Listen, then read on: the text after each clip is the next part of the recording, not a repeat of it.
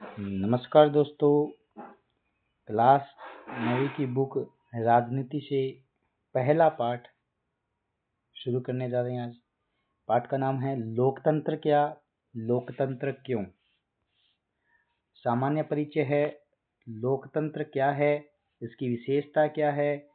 बहुत सरल परिभाषाओं से शुरुआत करेंगे और फिर हम बारी बारी से इन बिंदुओं का व्यावहारिक अर्थ जानेंगे। यहाँ हमारा उद्देश्य किसी भी सरकार के लोकतांत्रिक होने की न्यूनतम विशेषताओं को चिह्नित करना है। यह अध्याय पढ़ लेने के बाद हम लोकतांत्रिक और गैर लोकतांत्रिक शासन में अंतर कर सकते हैं कि लोकतांत्रिक सरकार की शासन किसको कहते हैं और गैर लोकतांत्रिक शासन किसको कह सकते हैं। अध्याय के अंत में हम इस न्यूनतम लक्ष्य से आगे बढ़कर लोकतंत्र की वृहत्तर परिभाषा के बारे में भी जानेंगे। समकालीन दुनिया में लोकतंत्र ही सबसे लोकप्रिय शासन पद्धति है। वर्तमान की जो दुनिया है इसमें सबसे अच्छा शासन, लोकप्रिय जो शासन है वो लोकतंत्र है। किस प्रकार है जानेंगे। पर ऐसा क्यों है, कौन सी चीजें इसे दूसरी व्यवस्थाओं से बेहतर बनाती है, क्या यही शासन की सर्वोत्तम व्यवस्था है। इन सवालों पर हम इस अध्याय के बाद वाले हिस्से में चर्चा करेंगे।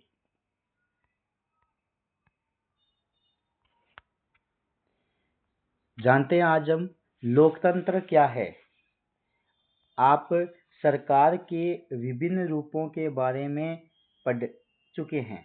सरकार के बारे में जाना है। लोक सरकार के कितने अंग होते हैं, विधायिका, कार्यपालिका, न्यायपालिका।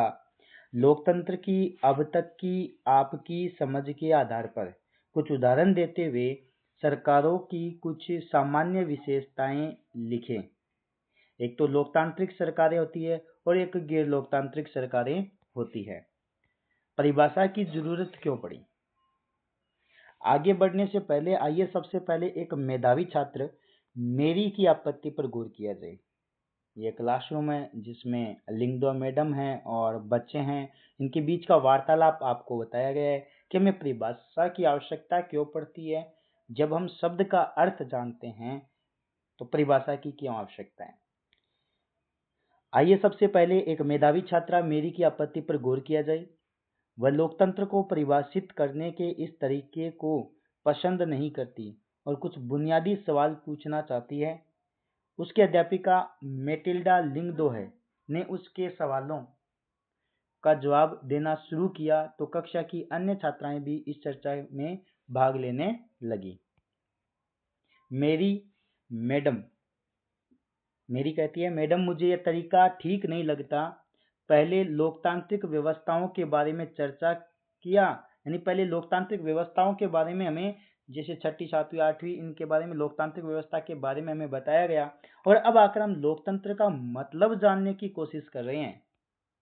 इसकी कोशिश कर रहे हैं, लोकतंत्र का मतलब जानने की कोशिश कर रहे हैं।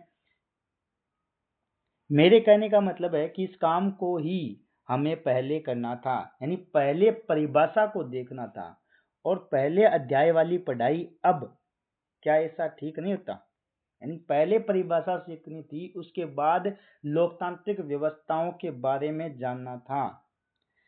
लिंगदोह मैडम कहती है, तुम्हारी बातों में दम है, तुम्हारी बात सही है, पर क्या हम अपने सामान्य जीवन में भी ऐसा ही नहीं करते। क्या सामान्य जीवन है उसमें हम ऐसा नहीं करते। क्या हम कलम, बरसात और प्रेम जैसे शब्दों का उपयोग करने के लिए पहले इनकी परिभाषा स्पष्ट करना जरूरी मानते हैं। जैसे हम पेन का उपयोग करते हैं, हमने बरसात का शब्द सुना तो पहले इसकी परिभाषा को जाना या शब्द को जाना। जरा सोचो, क्या हमारे पास इन शब्दों की बहुत स्पष्ट और सर्वमान्य परिभाषा है। शब्दों का उपयोग करके ही हम उनका अर्थ जानते हैं, यानी पहले शब्द का उपयोग करते हैं और उसके बाद शब्दों की परिभाषा के बारे में जानते हैं। मेरी कहती है, फिर परिभाषा की जरूरत ही क्यों है। तो लिंगदो मैडम कहती है, हमें परिभाषा की जरूरत तभी पड़ती है जब हमें किसी शब्द का उपयोग करने में परेशानी होती है। परिभाषा की आवश्यकता क्यों होती है, जब हम शब्दों का उपयोग करते हैं और उसमें परेशानी हो तो हमें परिभाषा की आवश्यकता होती है, ध्यान में रखना। हमें बारिश की परिभाषा की जरूरत तभी होती है जब हमें बूंदाबांदी और बादल फटने जैसी स्थिति और सामान्य बरसात में फर्क करना हो। जैसे हमें बारिश की परिभाषा की आवश्यकता कब पड़ती है? जब कोई बूंदाबांदी होती हो या बादल फटने की स्थिति हो या सामान्य बरसात में फर्क करना हो, तब हम बरसात की परिभाषा तक जाएंगे। लोकतंत्र पर भी यही बात लागू होती है। हमें इसके लिए भी स्पष्ट परिभाषा की जरूरत है, क्योंकि लोग इस शब्द का प्रयोग अलग अलग अर्थों के लिए करते हैं। बहुत अलग अलग तरह की सरकारें भी खुद को लोकतांत्रिक ही कहती है, यानी जो सरकारें हैं चाहे वहां पर सरकार कैसी भी हो, लेकिन वो अपने को लोकतंत्र व्यवस्था लोकतांत्रिक सरकार ही कहना पसंद करेगी। रिबियांग नाम का एक व्यक्ति है, बच्चा है, लेकिन हमें परिभाषा बनाने की जरूरत ही क्या है? रिबियांग बच्चा कहता है परिभाषा की जरूरत क्यों है, क्यों बनाने की जरूरत क्या है? एक दिन आपने हमें अब्राहम लिंकन का एक वाक्य सुनाया था, आप सभी इससे परिचित हैं। अब्राहम लिंकन, इसने लोकतंत्र की परिभाषा दी थी, आप सभी परिचित भी हैं, सभी बच्चे। लोगों के लिए, लोगों की और लोगों के द्वारा चलने वाली शासन व्यवस्था ही क्या है? लोकतंत्र है।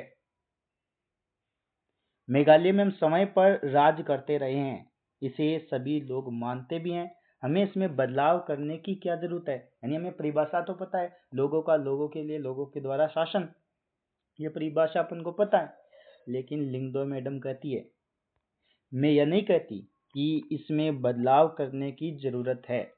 मुझे भी यह परिभाषा बहुत सुंदर लगती है, अच्छी परिभाषा है अब्राहम लिंकन की।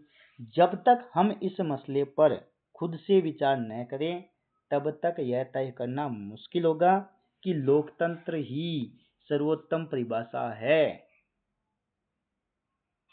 विचार करना जरूरी है हर बात पर, और हमें किसी चीज को सिर्फ इसी आधार पर स्वीकार नहीं कर लेना चाहिए कि किसी बहुत नामी गिरामी आदमी के ने उसके लिए कुछ बहुत अच्छा कहा है या सभी लोग उसे सही मानते हैं। योलंदा कहती है, मैडम क्या मैं कुछ कह सकती हूँ? हमें कोई परिभाषा तलाशने की जरूरत नहीं है। मैंने कहीं पढ़ा है कि डेमोक्रेसी, यूनानी शब्द डेमोक्रेशिया से बना है, ये इंपॉर्टेंट है। डेमोक्रेसी जो शब्द है, यूनानी शब्द है डेमोक्रेशिया, ये लिखा हुआ है डेमोक्रेशिया, इससे बना है। यूनानी में डेमोस का अर्थ होता है, यूनानी में डेमोस का अर्थ होता है लोग। डेमोस का क्या अर्थ होता है? लोग। और क्रेशिया का अर्थ होता है शासन। डेमोस का अर्थ होता है लोग और क्रेशिया का अर्थ होता है शासन। ध्यान में रखना, क्या अर्थ होता है? क्रेशिया का अर्थ होता है शासन और डेमो का अर्थ होता है, डेमोस का अर्थ होता है लोग।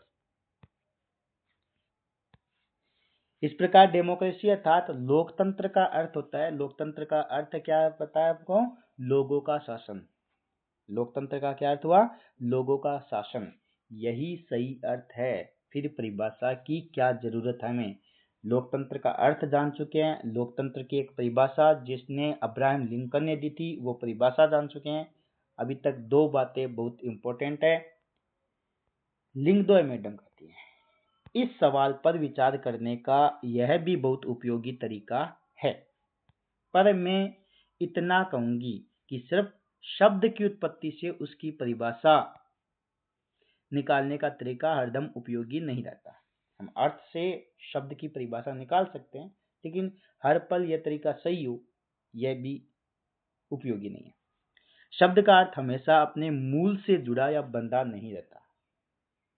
समय और प्रयोग के साथ साथ उसका अर्थ बदलता भी रहता है, यानी समय के साथ उसका अर्थ भी बदलेगा। किस प्रकार से? आइए एक एग्जांपल लेते हैं। कंप्यूटर शब्द को ही लो, यह कंप्यूटिंग अर्थात गणना शब्द से बना है। कंप्यूटर शब्द किससे बना है? कंप्यूटिंग या गणना शब्द से। मुश्किल गणनाओं की सरलता से करने के लिए बने यंत्र को ही कंप्यूटर कहा जाता है, यानी मुश्किल गणना के लिए। यानी सबसे पहले कंप्यूटर का जो आविष्कार हुआ था वो सिर्फ और सिर्फ गणना करने के लिए बना था। दरअसल ये बहुत शक्तिशाली कैलकुलेटर थे। पर आज शायद ही कोई इस अर्थ में कंप्यूटर शब्द का प्रयोग करता है। अब तो कंप्यूटर का उपयोग लिखने, पढ़ने, डिजाइन बनाने, संगीत बनाने, सुनने और फिल्म देखने में होता है। शब्द वही रहते हैं, पर समय बीतने के साथ उनका अर्थ बदल सकता है। यानी जैसे समय बदलेगा उसकी परिभाषा भी, उसका अर्थ भी बदलेगा। मूल जो अर्थ है वो रहेगा, लेकिन समय के साथ उसका अर्थ बदलेगा। ऐसी स्थिति में सिर्फ शब्दों के मूल अर्थ पर ही भरोसा करना बहुत उपयोगी नहीं होता है। मेरी कहती है, मैडम आपके कहने का मतलब यह है कि इस विषय पर खुद सोचने का कोई शॉर्टकट नहीं है, हमें इसके अर्थ पर गौर करना ही होगा और इसकी परिभाषा गढ़नी ही होगी। लिंग 2 मैडम कहती है, एकदम सही, इसलिए आओ अब यह काम कर ही डालें। एक सरल परिभाषा किस प्रकार से लोकतंत्र की, इसके बारे में चर्चा करते हैं। आइए उस पर चर्चा कर फिर से गौर करें, जो खुद को लोकतांत्रिक बताने का दावा करने वाली सरकारों के बीच की समानताओं और असमानताओं से जुड़ी थी। सभी लोकतांत्रिक व्यवस्थाओं की पहचान के लिए एक बहुत ही सरल पैमाना था, लोगों के पास अपनी सरकार को चुनने का अधिकार होना चाहिए। पहली बात है, लोगों को अपनी सरकार चुनने का अधिकार होना चाहिए। लोकतंत्र की एक विशेषता, एक परिभाषा है कि लोगों को सरकार चुनने का अधिकार होना चाहिए, अपनी सरकार का। ठीक है, इसलिए हम एक सरल परिभाषा से शुरुआत करते हैं। लोकतंत्र की एक सरल परिभाषा हो गई है क्या? लोकतंत्र शासन का एक ऐसा रूप है जिसमें शासकों का चुनाव लोग करते हैं। लोकतंत्र शासन का एक ऐसा रूप है जिसमें शासकों का चुनाव लोग करते हैं। एक उपयोगी शुरुआत है। यह परिभाषा बहुत स्पष्ट ढंग से लोकतांत्रिक और गैर लोकतांत्रिक शासन व्यवस्था में अंतर कर देती है। किस प्रकार से बात करते हैं, यानी अपनी सरकार किस प्रकार से जनता चुनती है। जिस देश में जनता अपनी सरकार को चुनती है वो लोकतांत्रिक, जिस देश में जनता सरकार को नहीं चुनती है वह गैर लोकतांत्रिक। बढ़ते हैं, आप स्वयं डिसाइड कीजिए, निर्णय कीजिए। म्यांमार का उदाहरण लेते हैं। म्यांमार के सैनिक शासकों का चुनाव लोगों ने नहीं किया। जिन लोगों का सेना पर नियंत्रण था वे देश के शासक बन गए। यानी जिस म्यांमार का उदाहरण लेते हैं जिसमें लोगों का सेना पर नियंत्रण था वह शासक बनते हैं। शासक के फैसलों में लोगों की कोई भागीदारी नहीं। पिनों से जैसे तानाशाहों का चुनाव लोग नहीं करते। यही बात राजशाहियों पर भी लागू होती है। सऊदी अरब के शाह लोगों द्वारा शासक नहीं चुने गए हैं, जब बल्कि राज परिवार में जन्म लेने के कारण उन्होंने यह हक पाया है। सऊदी अरब की बात बताते हैं।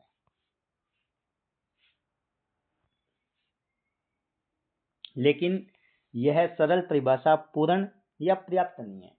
ये पर्याप्त परिभाषा नहीं है लोकतंत्र की। इससे हमें यह समझ में आता है कि लोकतंत्र का मतलब लोगों का शासन।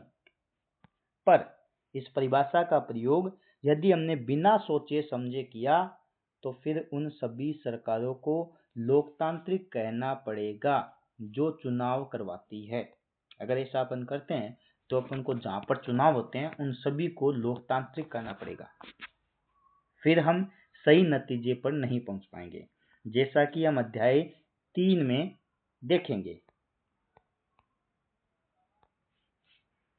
कि समकालीन दुनिया की हर सरकार, चाहे वह लोकतांत्रिक हो या न हो, खुद को लोकतांत्रिक कहलाना चाहती है।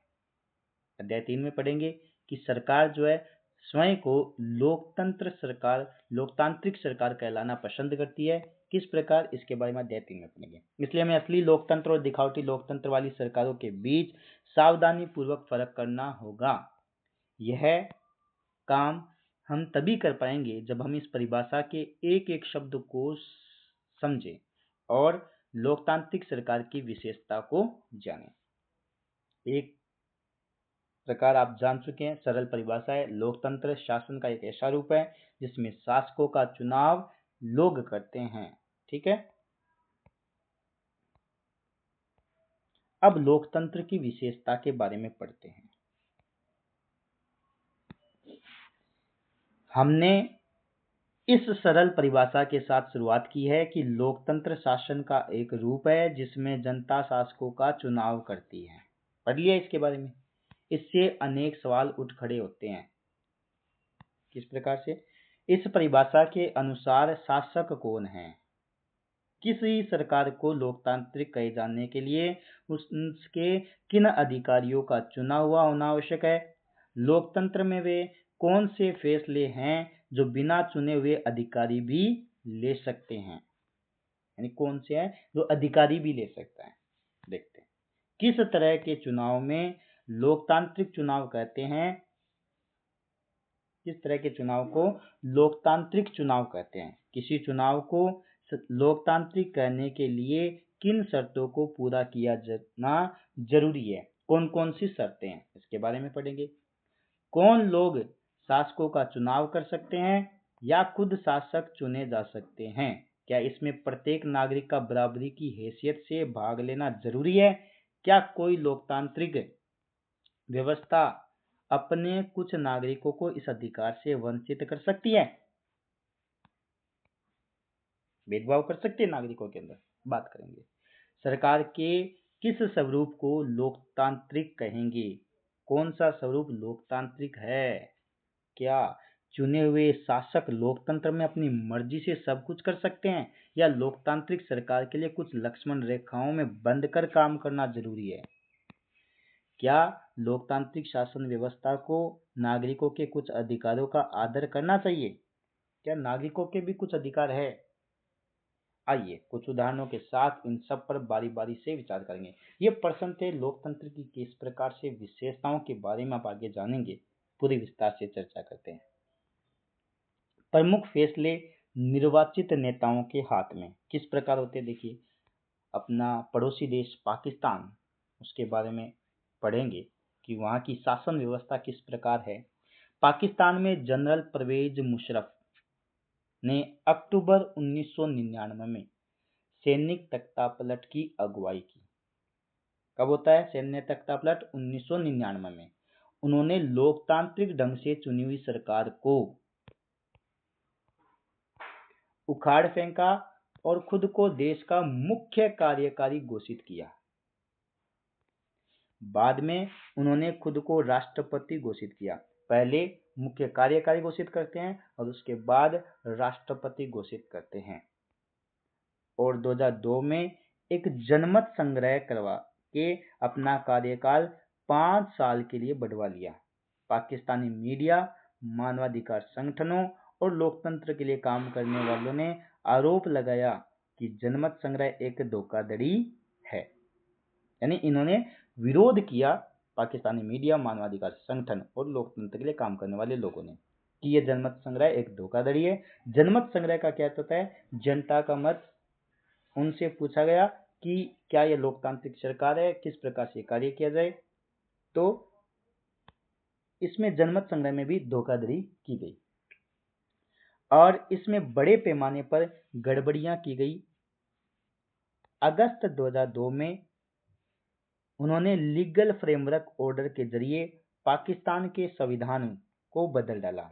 पाकिस्तान का जो संविधान था उसको लीगल फ्रेमवर्क आदेश के द्वारा 2002 में बदल दिया गया।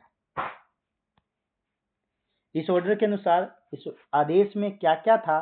तो राष्ट्रपति राष्ट्रीय और प्रांतीय असेंबलियों को भंग कर सकता है। राष्ट्रपति क्या क्या कार्य कर सकता है? पहले राष्ट्रपति स्वयं बनता है और उसके बाद उसमें संशोधन करता है कि राष्ट्रीय और प्रांतीय असेंबलियों को भंग कर सकता है कौन? राष्ट्रपति। मंत्रिपरिषद के कामकाज पर एक राष्ट्रीय सुरक्षा परिषद की निगरानी रहती है। अब एक राष्ट्रीय सुरक्षा परिषद बनाई गई जिसमें ज्यादातर सदस्य फौजी अधिकारी हैं। इस कानून के पास हो जाने के बाद राष्ट्रीय और प्रांतीय असेंबलियों के लिए चुनाव कराए गए। इस प्रकार पाकिस्तान में चुनाव भी हुए, चुने हुए प्रतिनिधियों को कुछ अधिकार भी मिले, लेकिन सर्वोच्च सत्ता सेना के अधिकारियों जनरल मुशर्रफ के पास थी, यानी सर्वोच्च सत्ता किसके पास थी? जनरल मुशर्रफ के पास और सेना के अधिकारियों के पास। स्पष्ट है कि जनरल मुशर्रफ ने शासन वाले पाकिस्तान को लोकतंत्र न कहने के अनेक ठोस कारण हैं, लेकिन यहाँ सिर्फ एक कारण पर ही चर्चा करते हैं। क्या हम कह सकते हैं कि पाकिस्तान के लोगों ने अपने शासकों का चुनाव किया है? यानी जनता ने शासकों का चुनाव किया है? आप बता सकते हो हाँ या ना? कमेंट बॉक्स में उत्तर दें। हम ऐसा नहीं कह सकते। लोगों ने राष्ट्रीय और प्रांतीय असेंबलियों के लिए अपने प्रतिनिधियों का चुनाव किया है। राष्ट्रीय असेंबली और प्रांतीय असेंबली में प्रतिनिधियों का चुनाव जो है लोगों ने नहीं किया, पता है अपन को, बताया है। लेकिन चुने हुए प्रतिनिधि वास्तविक शासक नहीं थे, वे अंतिम फैसला नहीं कर सकते थे। यानी जो अंतिम फैसला लेने का अधिकार है वो उनके पास नहीं है, जो जनप्रतिनिधि है। अंतिम फैसला सेना के अधिकारियों और जनरल परवेज मुशर्रफ के हाथ में था, जो जनता द्वारा नहीं चुने गए थे। ऐसा तानाशाही और राजशाही वाली अनेक शासन व्यवस्थाओं में होता है। वह औपचारिक रूप से चुनी हुई संसद और सरकार तो होती है, पर असली सत्ता उन लोगों के हाथ में होती है जिन्हें जनता नहीं चुनती। कुछ देशों में असली ताकत विदेशी शक्तियों के हाथ में रहती है, न कि चुने हुए प्रतिनिधियों के हाथ में। उसको अपन लोकतांत्रिक सरकार नहीं कर सकते, जिसमें अंतिम निर्णय लेने का फैसला जनप्रतिनिधियों के पास से नहीं हो। ये विशेषता हो गई है। इसे लोगों का शासन नहीं कहा जा सकता। इससे हम लोकतांत्रिक शासन व्यवस्था की पहली विशेषता पर पहुंचते हैं। यानी लोकतंत्र की पहली विशेषता क्या है? लोकतंत्र में अंतिम निर्णय लेने की शक्ति लोगों द्वारा चुने हुए प्रतिनिधियों के पास होनी चाहिए। अंतिम निर्णय कौन लेना चाहिए? जनप्रतिनिधि लेना चाहिए। जो जनता द्वारा चुना गया प्रतिनिधि हो उसे जनप्रतिनिधि कहते हैं। स्वतंत्र और निष्पक्ष चुनावी मुकाबला।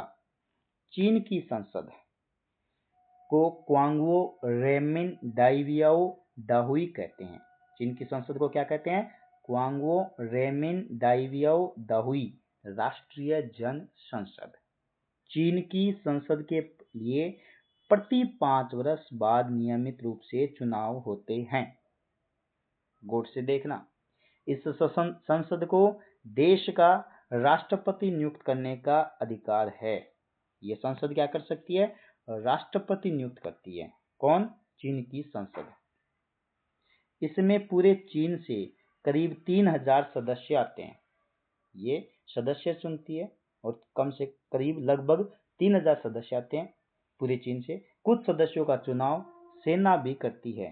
चुनाव लड़ने से पहले सभी उम्मीदवारों को चीनी कम्युनिस्ट पार्टी से मंजूरी लेनी होती है। लेकिन मंजूरी किससे लेनी पड़ेगी? चीनी कम्युनिस्ट पार्टी, यानी उसके ही उम्मीदवार होंगे। 2002 से 3 में हुए चुनाव में सिर्फ कम्युनिस्ट पार्टी और उससे संबंध कुछ छोटी पार्टियों के सदस्यों को ही चुनाव लड़ने की अनुमति मिली। सरकार सदा कम्युनिस्ट पार्टी की ही बनती है। लेकिन यहाँ पर क्या है? सिर्फ एक ही पार्टी, कम्युनिस्ट पार्टी। चीन में कौन सी पार्टी है? Communist party. वर्तमान में भी कौन सी पार्टी है? कम्युनिस्ट पार्टी है। शी जिनपिंग राष्ट्रपति है। 1930 में आजाद होने के बाद से मेक्सिको में हर 6 वर्ष बाद राष्ट्रपति चुनने के लिए चुनाव कराए जाते हैं। क्या बात है? 1930 में मेक्सिको आजाद होता है और 6 वर्ष बाद राष्ट्रपति चुनने के लिए चुनाव कराए जाते हैं, प्रत्येक 6 वर्ष पर। चीन की संसद प्रत्येक 5 वर्ष में और मेक्सिको में 6 वर्ष में राष्ट्रपति चुना जाता है।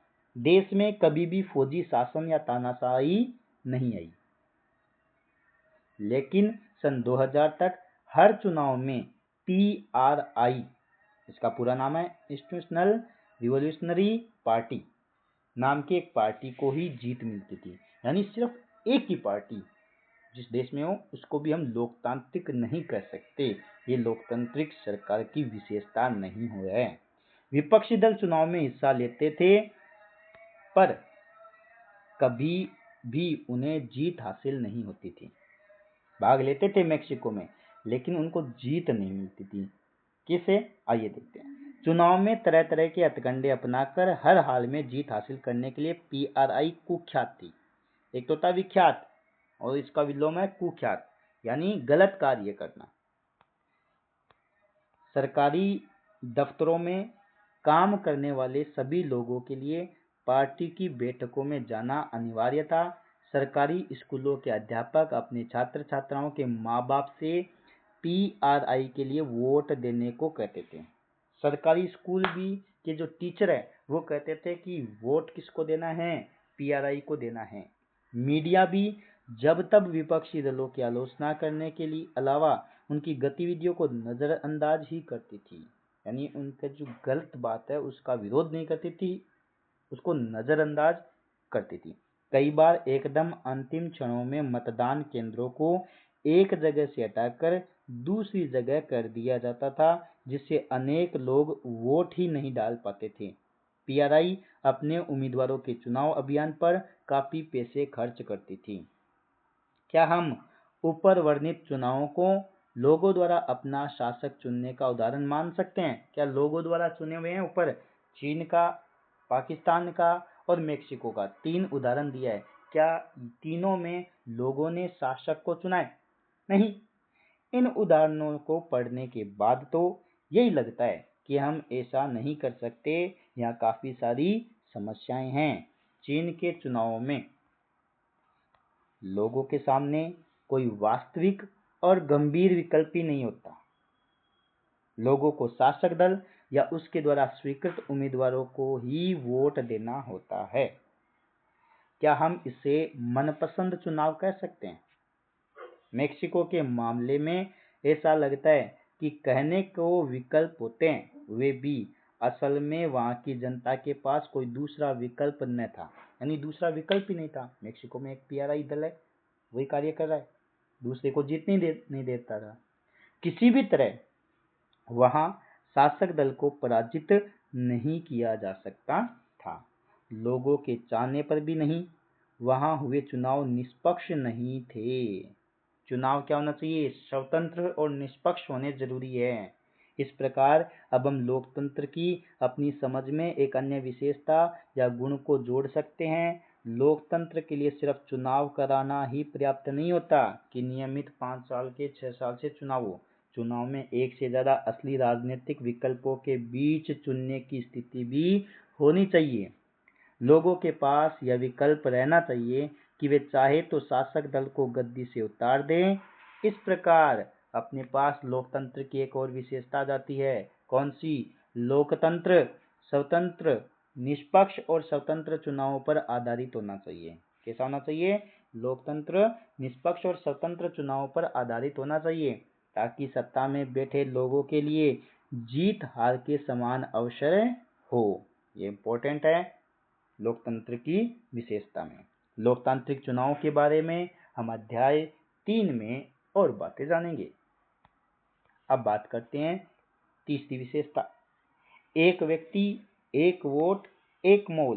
पहले हमने पढ़ा है कि किस तरह लोकतंत्र के लिए होने वाला संघर्ष सार्वभौम वयस्क मताधिकार के साथ जुड़ा था। 8वीं कक्षा में आपने अच्छी तरीके से पढ़ा है इसको, सार्वभौमिक वयस्क मताधिकार। अब इस सिद्धांत को लगभग पूरी दुनिया में मान लिया गया है, पर किसी व्यक्ति को मतदान के समान अधिकार से वंचित करने के उदाहरण भी कम नहीं है। इन सभी को, लेकिन अभी भी आपको ऐसे कई उदाहरण मिल सकते हैं। जैसे देखते हैं, 2015 तक सऊदी अरब में औरतों को वोट देने का अधिकार नहीं था।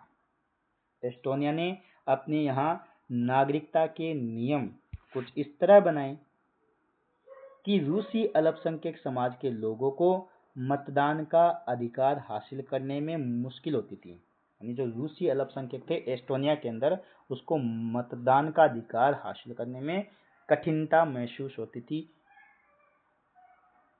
फिजी की चुनाव प्रणाली में वहां के मूल वासियों के वोट का महत्व है, भारतीय मूल के फिजी नागरिक के वोट से ज्यादा है। ये फिजी की शासन प्रणाली आपने देखी है। अब देखते हैं लोकतांत्रिक राजनीतिक समानता के बुनियादी सिद्धांत पर आधारित है। ठीक है, यानी बुनियादी सिद्धांत है। इस प्रकार हम लोकतंत्र की तीसरी विशेषता को जान लेते हैं। तीसरी विशेषता कौन सी है? लोकतंत्र में हर वयस्क नागरिक को एक वोट होना चाहिए। जो वयस्क नागरिक है उसको वोट देने का अधिकार होना चाहिए। हर वोट का एक समान मूल्य होना चाहिए। ये तीसरी विशेषता आपने पढ़ लिया। अध्याय 3 में हम इस बारे में ज्यादा विस्तार से पढ़ेंगे।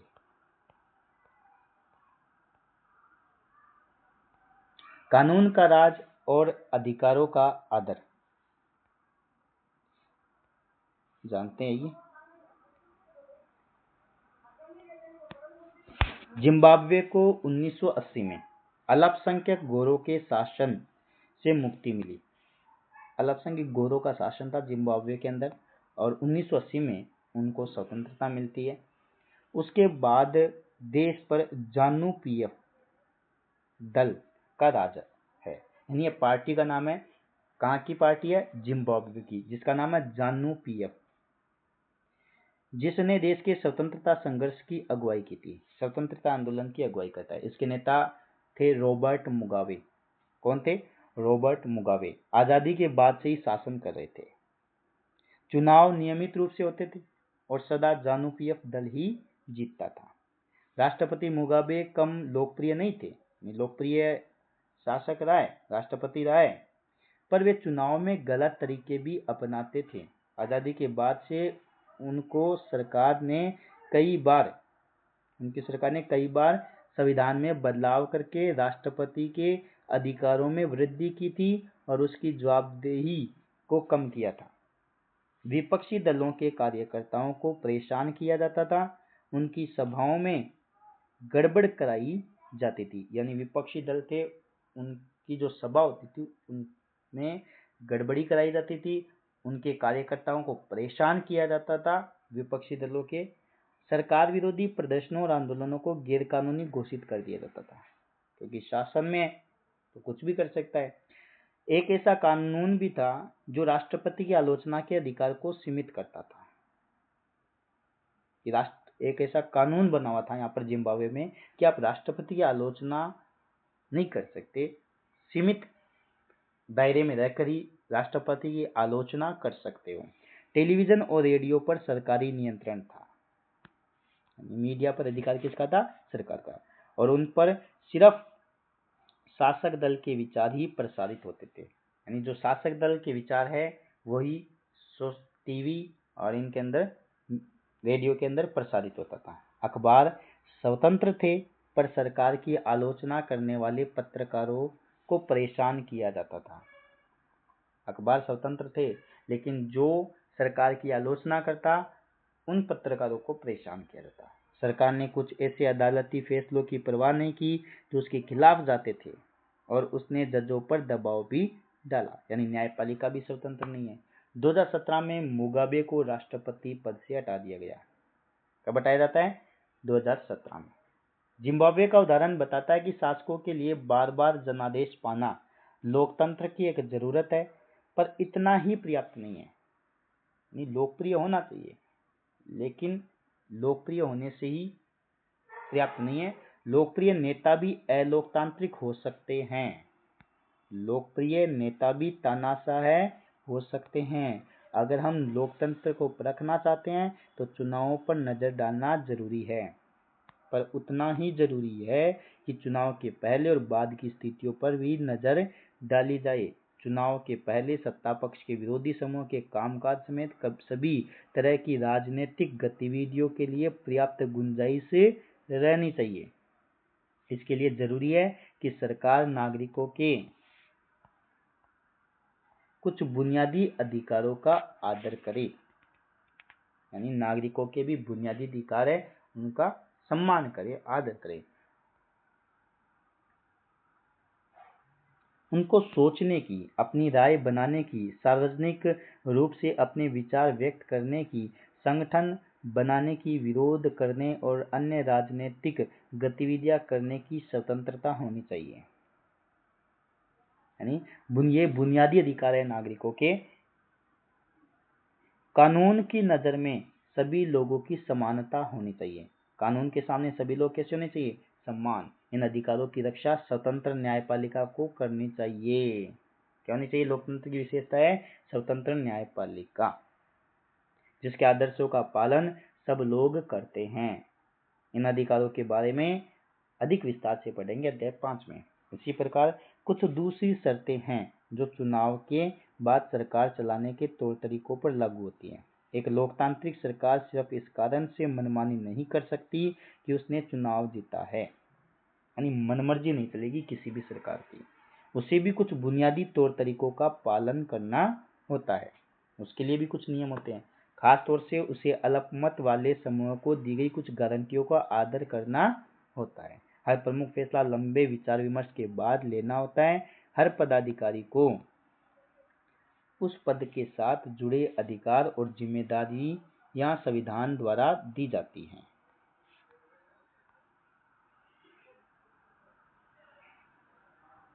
ये सभी न सिर्फ जनता के प्रति उत्तरदायी हैं, बल्कि अन्य स्वतंत्र अधिकारियों के प्रति भी उनकी जवाबदेही होती है।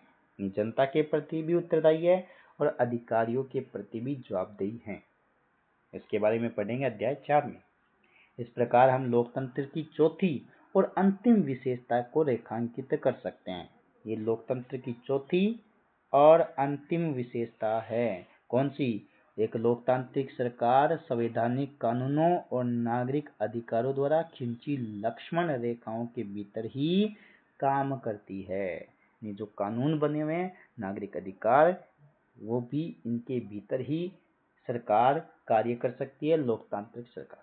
ठीक है, अब देखते हैं परिभाषाओं का सारांश। आइए अब तक हुई चर्चा को समेटें। हमने लोकतंत्र की सरल सी परिभाषा से बात शुरू की थी। याद है? पहली परिभाषा, लोकतंत्र सरकार का एक ऐसा रूप है जिसमें शासकों का चुनाव लोग करते हैं। हमने पाया कि जब तक हम इसके कुछ प्रमुख शब्दों के बारे में और स्पष्ट न हो जाएं, यह परिभाषा पर्याप्त नहीं है। अब आपके पास 4 परिभाषा हो गई है। कमेंट बॉक्स में चारों परिभाषा लिखकर भेजेंगे आप। अनेक उदाहरणों के जरिए हमने शासन के एक तरीके के रूप में लोकतंत्र की 4 विशेषताओं को रेखांकित किया है। इनके अनुसार लोकतंत्र शासन का एक ऐसा रूप है जिसमें ये लोकतंत्र की 4 विशेषताएं। आइए देखते हैं कौन कौन सी 4 विशेषताएं हैं।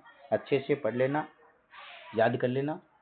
लोगों द्वारा चुने हुए गए शासक ही सारे प्रमुख फैसले करते हैं, यानी जनप्रतिनिधि जो है वो ही सारे फैसले लेंगे। चुनाव लोगों के लिए निष्पक्ष अवसर और इतने विकल्प उपलब्ध कराता है कि वे चाहे तो मौजूदा शासकों को बदल सकते हैं। यह विकल्प और अवसर सभी लोगों को समान रूप से उपलब्ध हो। तीसरी विशेषता है विकल्प हो लोगों के पास, अवसर हो कि वो समान रूप से उपलब्ध हो। इस चुनाव से चौथी विशेषता है, इस चुनाव से बनी सरकारें संविधान द्वारा तय बुनियादी कानून और नागरिक अधिकारों के दायरे को मानते हुए काम करती है। वेरी इंपॉर्टेंट है, चारों बातें याद कर लो।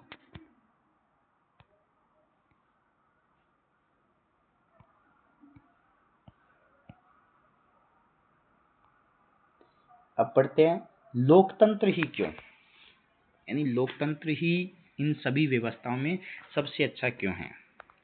तो मैडम लिंगदोय की कक्षा में एक बहस शुरू हुई थी। उन्होंने इस अध्याय को यहाँ तक पढ़ाने के बाद छात्रों से पूछा, क्या उन्हें लोकतंत्री शासन का सबसे अच्छा स्वरूप लगता है? इस सवाल पर सबने कोई न कोई टिप्पणी की। लोकतंत्र के गुणों पर चर्चा। अब लोकतंत्र के गुण क्या है? योलांदा कहती है, हम लोकतांत्रिक देश में रहते हैं। दुनिया भर में सभी जगह लोग लोकतंत्र चाहते हैं। दुनिया भर में सभी लोकतंत्र को चाहते हैं। जिन देशों में पहले लोकतांत्रिक शासन प्रणाली नहीं थी, वहां भी अब इसे अपनाया जा रहा है। सभी महान लोगों ने लोकतंत्र के बारे में अच्छी अच्छी बातें कही है। क्या इतने से ही यह स्पष्ट नहीं हो जाता कि लोकतंत्र सबसे अच्छा है? क्या अब भी इस पर बहस करने की जरूरत है? तांगकिनी नाम की एक स्टूडेंट है, वो कहती है, लेकिन लिंगदोय मैडम ने तो कहा था कि हमें किसी चीज को सिर्फ इसलिए नहीं मान लेना चाहिए कि बाकी सभी ने उसे मान लिया हो। क्या ऐसा नहीं हो सकता कि बाकी सभी लोग गलत रास्ते पर जा रहे हो? अन्य लोग भी तो गलत रास्ते पर जा सकते हैं, इसलिए हम उस चीज को स्वीकार नहीं करते हैं। जेनी कहती है, हाँ यह गलत रास्ता ही है। लोकतंत्र ने हमारे देश को क्या दे दिया? अब लोकतंत्र के गुण और अवगुण के बारे में चर्चा करेंगे। आधी सदी से ज्यादा समय से लोकतंत्र है और तब भी देश में इतनी अधिक गरीबी है, क्यों? रिबियांग कहता है, लेकिन लोकतंत्र इसमें क्या कर सकता है? क्या हमारे यहाँ लोकतंत्र के कारण गरीबी है या फिर लोकतंत्र होने के बावजूद भी गरीबी है? दो प्रश्न है। लोकतंत्र क्या कर सकता है? हमारे लोकतंत्र के कारण गरीबी है या लोकतंत्र होने के बावजूद भी गरीबी है? तो जेनी कहती है, जो भी है इससे क्या फर्क पड़ता है? मुद्दा यह है कि हम इसे शासन का सर्वश्रेष्ठ रूप नहीं मान सकते। लोकतंत्र का मतलब है अराजकता, अस्थिरता, भ्रष्टाचार और दिखावा। राजनेता आपस में ही लड़ते रहते हैं। देश की परवाह है किसे है? आपने देखा है अपने देश में। पाइमोन कहता है, तो फिर इसकी जगह कौन सी प्रणाली होनी चाहिए? कहता है, इससे अच्छी और कौन सी शासन व्यवस्था है? क्या अंग्रेजी हुकूमत वापस लाई जाए? बाहर से किसी राजा को देश पर शासन के लिए बुलाया जाए? रोज कहता है, पता नहीं, पर मुझे लगता है कि देश को एक मजबूत नेता की जरूरत है। ऐसे नेता की जिसे चुनाव की, संसद की परवाह न हो। एक ही नेता के पास और अधिकार हो। देश के हित में जो कुछ जरूरी हो वह सब करने में उसे सक्षम होना चाहिए। सिर्फ इसी से देश से गरीबी और भ्रष्टाचार खत्म होंगे। कोई पीछे से चिल्लाया, इसी को तानाशाही कहते हैं। तो ये बात बताई कि एक ऐसा नेता हो जिसको संसद की, चुनाव की कोई परवाह न हो, अपने मन चाहे कार्य करते हैं, उसको क्या कह सकते हैं अपन? तानाशाही कह सकते हैं। अगर यह दो ही कहती है, अगर वह व्यक्ति सत्ता का उपयोग सिर्फ अपने लिए और अपने परिवार के लिए करने लगे तो क्या होगा? अगर वह खुद भ्रष्ट हो तब? रोज कहता है, मैं सिर्फ ईमानदार, संजीदा और मजबूत नेता की बात कर रही हूँ। दो ही कहती है, यह ठीक नहीं है। तुम वास्तविक लोकतंत्र की तुलना आदर्श तानाशाही के साथ कर रही हो। हमें आदर्श की तुलना आदर्श के साथ और वास्तविक की तुलना वास्तविक से करनी चाहिए। जरा तानाशाही के वास्तविक जीवन के बारे में पढ़ो। वे सबसे ज्यादा भ्रष्ट, स्वार्थी और क्रूर होते हैं। जैसे किम जोंग उन। होता सिर्फ यह है कि हमें अनेक उनके बारे में जानकारियां उपलब्ध नहीं हो पाती, क्योंकि वहां पर तानाशाही है। आपको अखबार, मीडिया, इनके द्वारा उनकी खबरों की जानकारी नहीं होती है। वो जिस खबर को चाहते हैं उसी खबर को आप देख सकते हैं। और सबसे बड़ी गड़बड़ तो यह है कि आप उन्हें सत्ता से हटा भी नहीं सकते। क्यों? क्योंकि वो जो भी इसका विरोध करेगा उसको मार देंगे, सजा देंगे। अब बात करते हैं। मैडम लिंग जो है इस चर्चा को पूरी दिलचस्पी से सुन रही है। अब उन्होंने हस्तक्षेप किया, तुम सब लोग इतने मगन होकर इस बहस में लगे थे, यह देखकर मुझे खुशी हुई। मुझे नहीं मालूम कौन सही है कौन गलत, यह तो आप लोग सुलझाएं, पर मुझे लगा कि आप खुले दिमाग से बातें कर रहे थे। अगर किसी ने आपको रोकने की कोशिश की होती या आपको अपनी बात करने के लिए सजा दी होती तो निश्चित रूप से आपको बहुत बुरा लगता है। जब कोई हमें टोकता तो हमें अच्छा नहीं लगता, कोई भी बात करेगा तब। क्या आप ऐसा उस देश में कर सकते हैं जहाँ लोकतंत्र न हो? क्या यह लोकतंत्र के पक्ष में एक अच्छा तर्क है? लोकतंत्र के अवगुण या लोकतंत्र के खिलाफ तर्क की बात करते हैं। इस चर्चा में लोकतंत्र के खिलाफ वे अधिकांश तर्क सामने आ गए हैं। जो अपन ने बात की है उसमें लोकतंत्र के गुण और लोकतंत्र के अवगुण आपने पढ़े हैं। आप इनको कमेंट बॉक्स में जरूर लिखें, जिनसे आपको अच्छी तरीके से याद हो जाएगा। जिन्हें हम आम तौर पर सुनते हैं, ये तर्क कुछ इस प्रकार के होते हैं। कौन कौन से लोकतंत्र के विपक्ष में तर्क?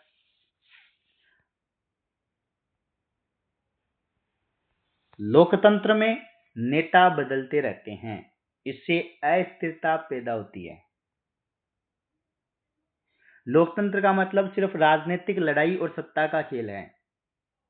यहाँ नैतिकता की कोई जगह नहीं होती। लोग आरोप लगाते हैं, झूठे आरोप लगा दिया जाता है राजनीति के खेल में, और चुनाव जीतने की कोशिश की जाती है। लोकतांत्रिक व्यवस्था में इतने सारे लोगों से बहस और चर्चा करनी पड़ती है कि हर फैसले में देरी होती है। कोई भी नियम लाना है उसमें देरी होगी, कानून बनाना है चर्चा होगी, संसद में पास होगा उसके बाद बनता है। चुने हुए नेताओं को लोगों के हितों का पता ही नहीं होता, इसके चलते खराब फैसले होते हैं। उनको जनता क्या चाहती है उसका पता ही नहीं होता। लोकतंत्र में चुनावी लड़ाई महत्वपूर्ण और खर्चीली होती है, इसीलिए इसमें भ्रष्टाचार होता है। चुनाव होते हैं तब आपको सभी को पता है किस प्रकार से चुनाव होते हैं, कितना भ्रष्टाचार उसमें होते हैं। सामान्य लोगों को पता नहीं होता कि उनके लिए क्या चीज अच्छी है और क्या चीज बुरी, इसलिए उन्हें किसी चीज का फैसला नहीं करना चाहिए। क्या लोकतंत्र के खिलाफ कुछ और भी बातें हैं जो आपके मन में रह गई है? इनमें से कौन सा तर्क मुख्य रूप से लोकतंत्र पर ही लागू होता है? इनमें से कौन सा तर्क किसी भी तरह की सरकार द्वारा सत्ता का दुरुपयोग करने के मामले में लागू नहीं होगा? इनमें से किस तर्क से आप सहमत हैं? निश्चित रूप से लोकतंत्र सभी समस्याओं को खत्म करने वाली जादू की छड़ी नहीं है। लोकतंत्र ने हमारे देश में या दुनिया के अन्य हिस्सों में भी गरीबी नहीं मिटाई है। सरकार के स्वरूप के तौर पर लोकतंत्र सिर्फ इसी बुनियादी चीजों को देखता है कि लोग अपने बारे में खुद फैसले करें। इससे इस बात की गारंटी नहीं हो जाती कि उनके सभी फैसले अच्छे ही होंगे। लोग गलतियां भी कर सकते हैं। इन फैसलों में लोगों का भागीदार बनाने में फैसलों में देरी होती है। यह भी सही है कि लोकतंत्र में जल्दी जल्दी नेतृत्व परिवर्तन होता है, जो अब पीछे अपन ने लोकतंत्र के विपक्ष में बात कही है। कई बार बड़े फैसलों और सरकार की कार्यकुशलता पर भी इसका बुरा असर होता है। इन तर्कों से यह लगता है कि हम लोकतंत्र का जो रूप देखते हैं वह सरकार का आदर्श स्वरूप नहीं हो सकता।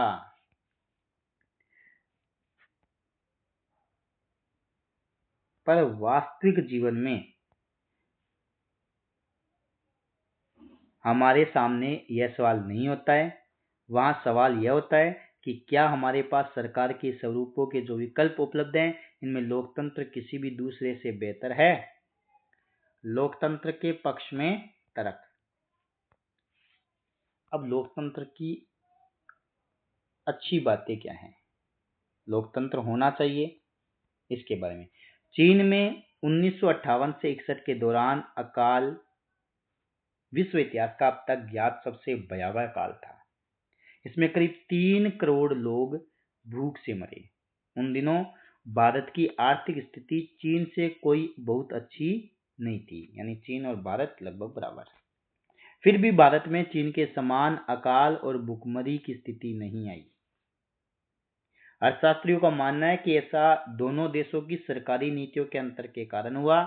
भारत में लोकतांत्रिक व्यवस्था होने से भारत सरकार ने खाद्य सुरक्षा के मामले में जिस तरह से काम किया है वैसा करने की जरूरत चीनी सरकार ने महसूस नहीं की।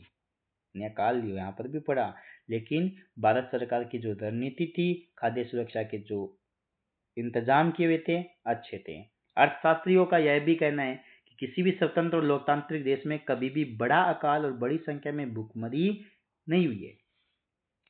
अगर चीन में भी बहुदलीय चुनावी व्यवस्था होती, विपक्षी दल होता और सरकार की आलोचना कर सकने वाली स्वतंत्र मीडिया होती, तो इतने सारे लोग भूख से नहीं मर सकते थे।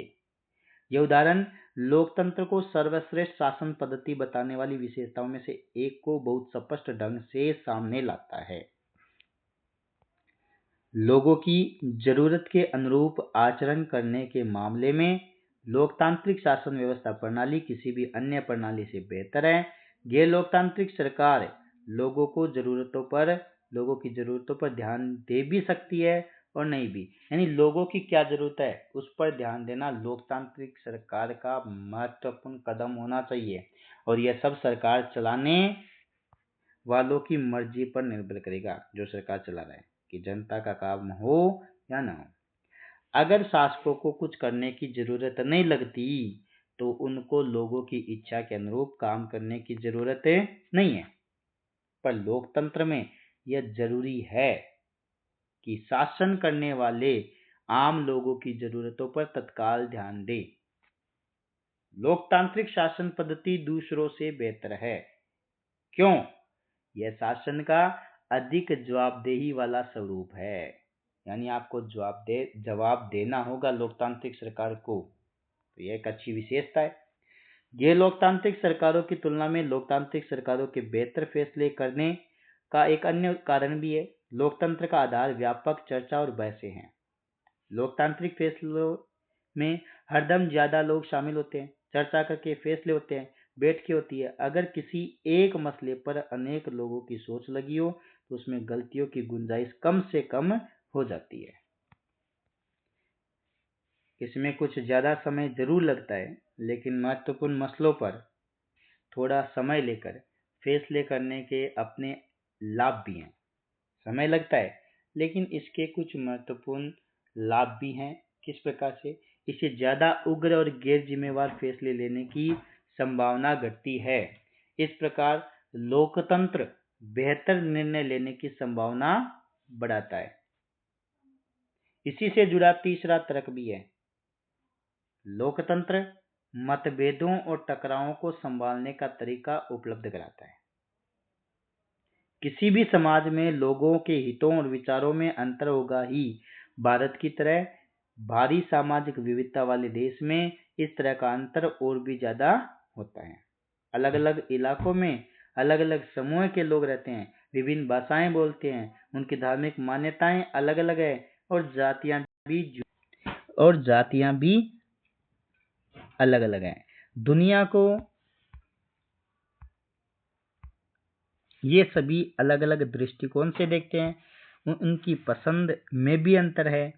एक समूह की पसंद और दूसरे समूह की पसंद में टकराव भी होता है। ऐसे टकराव को कैसे सुलझाएंगे? इसे ताकत के बल पर सुलझाया जा सकता है। जिस समूह के पास ज्यादा ताकत होगी वह दूसरे को दबा देगा और कमजोर समूह को इसे मानना होगा, लेकिन इससे नाराजगी और असंतोष पैदा होता है। ऐसी स्थिति में विभिन्न समूह ज्यादा समय तक साथ नहीं दे रह सकते। लोकतंत्र इस समस्या का एकमात्र शांतिपूर्ण समाधान उपलब्ध कराता है। ऐसी शासन व्यवस्था सिर्फ लोकतंत्र में मिलेगी। लोकतंत्र में कोई भी स्थायी विजेता नहीं होता और कोई स्थायी रूप से पराजित नहीं होता। सो विभिन्न समूह एक दूसरे के साथ शांतिपूर्ण ढंग से रह सकते हैं। ये लोकतंत्र की विशेषता है। भारत की तरह विविधता वाले देश को लोकतंत्र की एकजुट बनाए हुए है।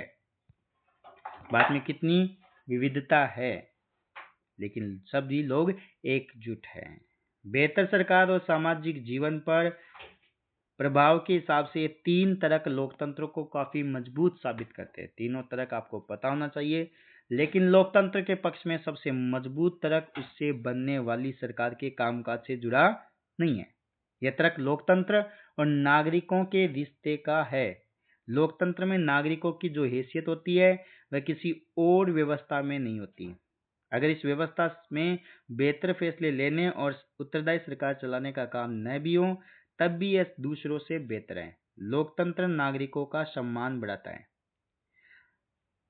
लोकतंत्र राजनीतिक समानता के सिद्धांत पर आधारित है। यहाँ सबसे गरीब और अनपढ़ को भी वही दर्जा प्राप्त है जो अमीर और पढ़े लिखे लोगों को। लोग किसी शासक की प्रजा न होकर खुद अपने शासक हैं। अगर वे गलतियां करते हैं तब भी वे खुद इसके लिए जवाबदेह होते हैं। लोकतंत्र के पक्ष में आखिरी तर्क क्या है? लोकतांत्रिक व्यवस्था दूसरों से बेहतर है क्योंकि इसमें हमें अपनी गलती ठीक करने का अवसर भी मिलता है। दोबारा देखिए, लोकतंत्र के पक्ष में कौन सा तर्क? लोकतांत्रिक व्यवस्था दूसरों से बेहतर है। क्यों है? क्योंकि इसमें हमें अपनी गलती ठीक करने का अवसर मिलता है। किस प्रकार से? जैसा कि हमने ऊपर देखा है, इस बात की कोई गारंटी नहीं है कि लोकतंत्र में कोई गलती नहीं हो सकती, बिल्कुल हो सकती है। किसी भी किस्म की सरकार इस बात की गारंटी नहीं दे सकती। इस मामले में लोकतंत्र का लाभ यह है कि इसमें गलतियों को ज्यादा देर तक छुपाए नहीं रखा जा सकता। इन गलतियों पर सार्वजनिक चर्चा की गुंजाइश लोकतंत्र में है और फिर इनमें सुधार करने की गुंजाइश भी है। सुधार कर सकते हैं लोकतंत्र में हम। इसका मतलब यह है कि क्या, या तो शासक समूह अपना फैसला बदले या शासक समूह को ही बदला जा सकता है। ये लोकतांत्रिक सरकारों में ऐसा नहीं किया जा सकता। चलें अब इस चर्चा को समेटें। लोकतंत्र में सब चीजें नहीं दे सकता और ना ही यह सभी समस्याओं का समाधान है, लेकिन यह साफ तौर पर उन सभी दूसरी व्यवस्थाओं से बेहतर है जिन्हें हम जानते हैं और दुनिया के लोगों को जिनका अनुभव है। यह अच्छे फैसलों के लिए बेहतर अवसर उपलब्ध कराता है। इसमें लोगों की इच्छाओं का सम्मान किए जाने की ज्यादा संभावना है। इसमें अलग अलग तरह के लोग ज्यादा बेहतर ढंग से साथ साथ रह सकते हैं। अगर यह इनमें से कुछ काम करने में असफल रहता है, तब भी इसमें गलती सुधारने की संभावना है और इसमें सभी नागरिकों को ज्यादा सम्मान मिलता है। इसी वजह से लोकतंत्र को सबसे अच्छी शासन व्यवस्था माना जाता है। लोकतंत्र का वृहत्तर अर्थ है। अब पढ़ेंगे जो शुरुआत प्रश्न दिया था आपको कि लोकतंत्र के वृहत्तर अर्थ को भी जानेंगे, इसके बारे में पढ़ेंगे। इस अध्याय में हमने लोकतंत्र की एक सीमित और विवरणात्मक शैली में चर्चा की है। हमने शासन के एक स्वरूप के तौर पर लोकतंत्र को समझा। लोकतंत्र की इस प्रकार की व्याख्या में उन न्यूनतम विशेषताओं या गुणों की पहचान कराती है जो लोकतंत्र की जरूरत है। हमारे समय में लोकतंत्र का सबसे आम रूप है प्रतिनिधित्व वाला लोकतंत्र। हम जिन देशों में लोकतंत्र होने की बात करते हैं, वहां सभी लोग शासन नहीं चलाते। सभी लोगों की तरफ से बहुमत को फैसले लेने का अधिकार होता है और यह बहुमत भी समय शासन नहीं चलाता। बहुमत का शासन भी चुने हुए प्रतिनिधियों के माध्यम से होता है। यह जरूरी हो जाता है क्योंकि आधुनिक लोकतांत्रिक शासन व्यवस्था में इतने अधिक लोग होते हैं कि हर बात के लिए सबको साथ बैठाकर सामूहिक फैसला कर पाना संभव हो नहीं सकता। अगर यह संभव हो, तब भी हर एक नागरिक के पास हर फैसले में भाग लेने का समय, इच्छा या योग्यता और कौशल नहीं होता। इसमें हमें लोकतंत्र की स्पष्ट लेकिन न्यूनतम जरूरी समझ मिलती है। इस स्पष्टता से हमें लोकतांत्रिक और अलोकतांत्रिक सरकारों में अंतर करने में मदद मिलती है, लेकिन हमें एक सामान्य लोकतंत्र और एक अच्छे लोकतंत्र के बीच अंतर करने की क्षमता मिल जाती है। हम लोकतंत्र को सरकार से परे जाकर नहीं समझ पाते। इसके लिए हमें लोकतंत्र के वृहत्तर अर्थ को समझना होगा। क्यों समझना होगा वृहत्तर अर्थ को? आपको पता है।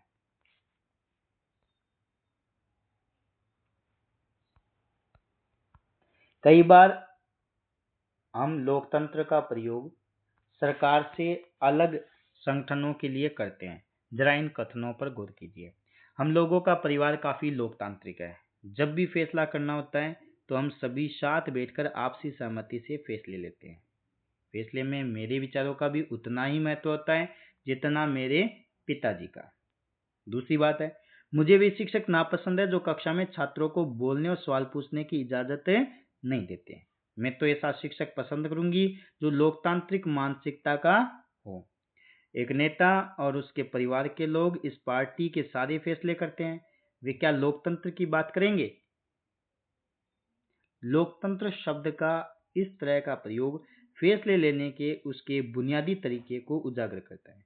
लोकतंत्र फैसले का मतलब होता है उस फैसले से प्रभावित होने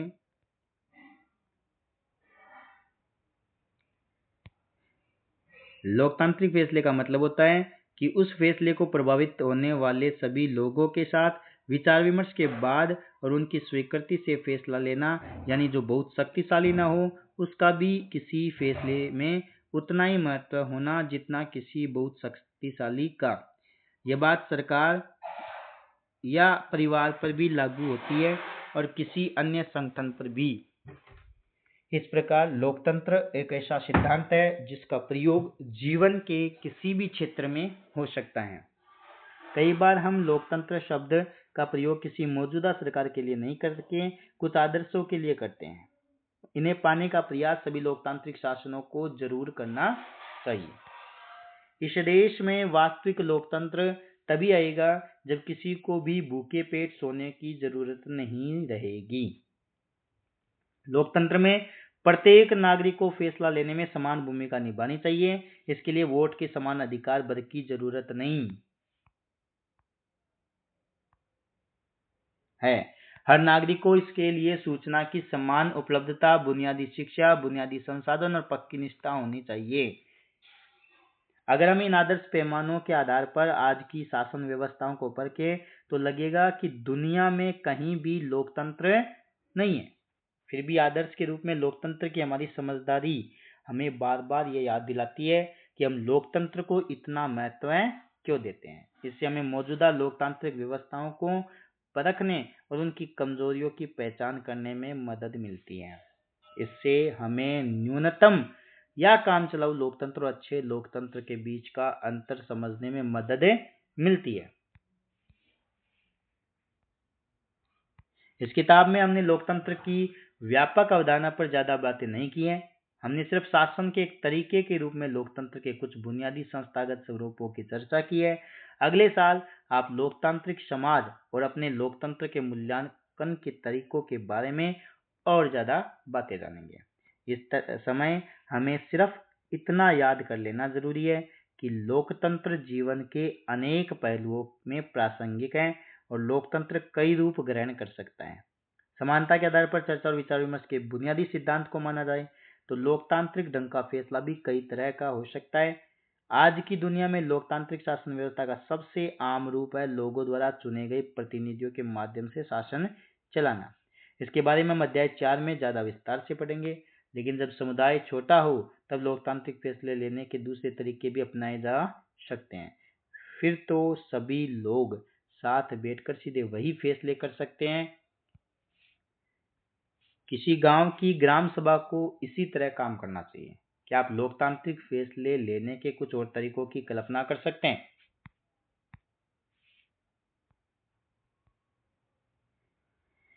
इसका यह भी मतलब हुआ कि किसी भी देश में आदर्श लोकतंत्र नहीं है। लोकतंत्र की जिन विशेषताओं की चर्चा हमने इस अध्याय में की वे लोकतंत्र की न्यूनतम शर्तें हैं, अधिकतम नहीं, न्यूनतम। यानी कम से कम ये विशेषताएं होनी चाहिए तभी उसको लोकतांत्रिक सरकार कहा जा सकता है। पर इनमें से यह आदर्श लोकतंत्र नहीं बनता। एक आदर्श लोकतंत्र में निर्णय लेने की प्रक्रिया लोकतांत्रिक होनी चाहिए। हर लोकतंत्र को इस आदर्श को पाने का प्रयास करना चाहिए। इस स्थिति एक बार में और एक साथ सभी के लिए हासिल नहीं की जा सकती। इसके लिए लोकतांत्रिक फैसले लेने की प्रक्रिया को बचाए रखने और मजबूत रखने की करते जाने की जरूरत होती है। नागरिक के तौर पर हम जो भी काम करते हैं वह भी हमारे देश के लोकतंत्र को अच्छा या खराब बनाने में मदद करता है। किस प्रकार से? यही लोकतंत्र की ताकत है और यही कमजोरी भी। देश का भविष्य शासकों के कामकाज से ज्यादा नागरिकों के कामकाज पर निर्भर करता है। अगर जनता भ्रष्ट है तो सरकार भ्रष्ट होगी। अगर जनता काम कराने के प्रति सजग नहीं है तो सरकार निकम्मी होगी। हम लोकतंत्र में जनता का बहुत बड़ा योगदान होता है सफल कराने में। यही चीज लोकतंत्र को अन्य शासन व्यवस्थाओं से अलग करती है और यही विशेषता है कि अन्य व्यवस्थाओं से अच्छी शासन व्यवस्था लोकतंत्र है। राजशाही, तानाशाही या एक दल के शासन जैसी अन्य व्यवस्थाओं में सभी नागरिकों को राजनीति में हिस्सेदारी करने की जरूरत नहीं रहती। दरअसल अधिकांश गैर लोकतांत्रिक सरकारें चाहती नहीं कि लोग राजनीति में हिस्सा ले, लेकिन लोकतंत्र चाहता है कि प्रत्येक व्यक्ति की भागीदारी तय हो। लेकिन लोकतांत्रिक व्यवस्था सभी नागरिकों की सक्रिय भागीदारी पर ही निर्भर करती है। इसलिए लोकतंत्र के बारे में पढ़ाई हो तो लोकतांत्रिक राजनीति पर ही ध्यान केंद्रित करना चाहिए।